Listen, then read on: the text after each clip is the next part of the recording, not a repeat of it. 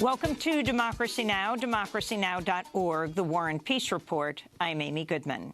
Former Brazilian President Luiz Inácio Lula da Silva has been ordered to turn himself into police today to begin serving a 12-year prison term for corruption. Lula has proclaimed his innocence, saying the corruption charges were filed in an attempt to prevent him from running in this year's presidential election, which he was expected to win. Lula's supporters say his conviction is a continuation of the right-wing coup that ousted his ally, President Dilma Rousseff, from power in 2016. We'll have more on Brazil after headlines. In Oklahoma, schools remain closed for a fifth day in the state's two largest school districts as teachers remain on strike, demanding better pay and increased funding for their schools. On Thursday, thousands of teachers packed the Oklahoma State Capitol again to push lawmakers to approve a new revenue package to fund the schools. In other education news, Puerto Rico's Department of Education has announced it'll close 283 public schools due to the island's economic crisis and dwindling population after Hurricane Maria. The announcement comes just weeks after Governor Ricardo Rosselló signed a bill opening the door for charter schools and private school vouchers. And the New York Police Department has agreed to stop suspicionless surveillance on the basis of religion or ethnicity as part of a settlement in a federal lawsuit over the New York Police Department spying on Muslims. The lawsuit was filed after the Associated Press revealed the NYPD had spied on at least 20 mosques, 14 restaurants, 11 retail stores, 2 grade schools, and 2 Muslim student associations in New Jersey. The NYPD had a massive surveillance program targeting Muslim organizations in New York as well. In addition, the police department has agreed to pay 10 businesses, mosques, and individuals impacted by the surveillance. In environmental news, 14 states have sued the Environmental Protection Agency, accusing the EPA of failing to issue regulations for curbing emissions of methane from existing oil and gas operations as required under the Clean Air Act.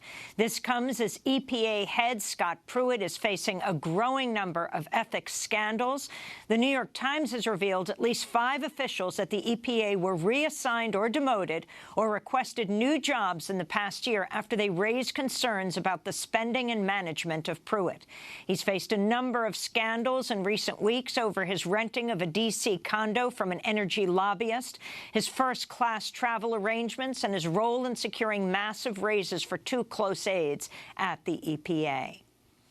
During an address in West Virginia Thursday, President Trump threw his prepared speech into the crowd, then made a series of false claims. Speaking about the 2016 election, Trump repeated his unsubstantiated claim that millions of people illegally voted.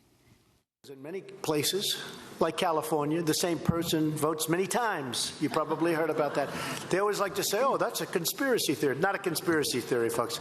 Millions and millions of people. Trump also repeated his claim that Mexico sends rapists to the United States, which he often talked about on the campaign trail. And remember my opening remarks at Trump Tower when I opened. Everybody said, oh, he was so tough. And I used the word rape. And yesterday it came out where this journey coming up, women are raped at levels that nobody's ever seen before. They don't want to mention that. In media news, a prominent Latino journalist in Memphis, Tennessee, has been detained by immigration officials after he was arrested while covering a protest against immigration detention outside a county jail. Manuel Duran, who was born in El Salvador, is a well-known reporter on Spanish radio stations in Memphis.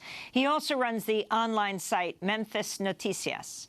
On Thursday, the state dropped criminal charges against Duran, but he was then detained by Immigration and Customs Enforcement agents. He now faces deportation. Local immigrant groups are calling for his release. In Gaza, Palestinians are staging another round of protests near the Israeli border, a week after Israeli troops opened fire on a peaceful demonstration. Over the past week, Israel has killed at least 21 Palestinians, including a Gaza man on Thursday who died in an Israeli airstrike. While Israel's actions have been widely criticized internationally, the United States has condemned Palestinians for protesting. On Thursday, White House envoy Jason Greenblatt said, quote, "We condemn leaders and protesters who call for violence or who send protesters, including children, to the fence knowing that they may be injured or killed." Greenblatt's statement made no reference to Israeli forces who've opened fire on those protesters, including children. New details have emerged about a secret program by Turkey's intelligence agency to seize Turkish critics of Tayyip Erdogan across the globe. A top Turkish official has revealed Turkey has seized about 80 Turkish citizens in 18 countries. The program is compared to the U.S. Extraordinary Rendition Program after 9/11. The New York State Attorney General's office has announced it'll investigate the fatal shooting by police of an unarmed African-American man who is bipolar. Police say officers shot Saheed Vassell after mistaking a metal pipe he was holding for a gun. Over 1,000 protesters gathered at the scene of the shooting on Thursday. My name is Maria, and a friend of mine was shot down, shot 10 times by the cops. He was very caring. I felt very comfortable. I would come home from work at 2 in the morning, and I would feel so comfortable when I see him because I knew he was going to protect me and walk me all the way to my door without being afraid of him. I wasn't afraid of nothing. I knew him all my life since he was a little kid. Hi, my name is Naja Zigby Johnson, and I'm a long-term resident of Harlem. New York's my home, and we've been seeing shootings happen too much. And something that's really important that we heard today were folks talking about community accountability. The cops do not protect us. The cops were not created to protect us, and so we need to come together and figure out alternative ways to protect and care for our own communities. Voices from last night's protests in Brooklyn, New York. A Dutch news organization has published a trove of internal documents from the oil giant Shell, showing the company knew about the link between fossil fuel and global warming as far back as the 80s. Despite their own findings, Shell, like other oil companies, publicly disputed the climate science for decades. One confidential 1988 report from Shell was titled The Greenhouse Effect. It read, quote, "Although CO2 is emitted to the atmosphere through several natural processes, the main cause of increasing carbon dioxide concentrations is considered to be fossil fuel burning." Friends of the Earth Netherlands is threatening to sue Shell unless it increases efforts to comply with the Paris Climate Accord. The state of Michigan has approved a controversial permit to allow Nestle, the largest water bottling company in the world, to expand its operations in the state. Michigan's Department of Environmental Quality has given the okay to Nestle to withdraw 400 gallons a minute from the state's groundwater table, despite receiving over 80,000 public comments against the project. Nestle is not required to pay anything to extract the water besides a small permitting fee to the state and the cost of leases to private landowners. According to one count, Nestle's bottled water is 7,000 times more expensive than what Nestle is actually paying for it. Critics say Nestle shouldn't be allowed to profit from the state's natural resources at a time when Michigan cities like Flint are still facing a crisis over contaminated water. To see our reports on Nestle and Flint, you can go to democracynow.org. In Louisiana, 2 activists were arrested Thursday after they chained themselves inside barrels along the pipeline route of the proposed 163-mile Bayou Bridge pipeline. The pipeline is being built by Energy Transfer Partners, the same company behind the Dakota Access Pipeline. And the visionary jazz pianist and composer Cecil Taylor has died at the age of 89.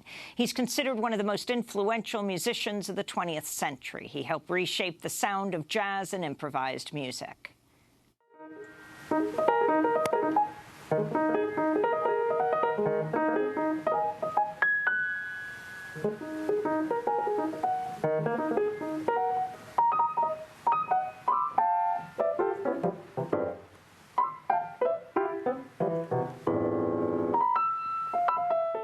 And those are some of the headlines. This is Democracy Now!, democracynow.org, The War and Peace Report. I'm Amy Goodman.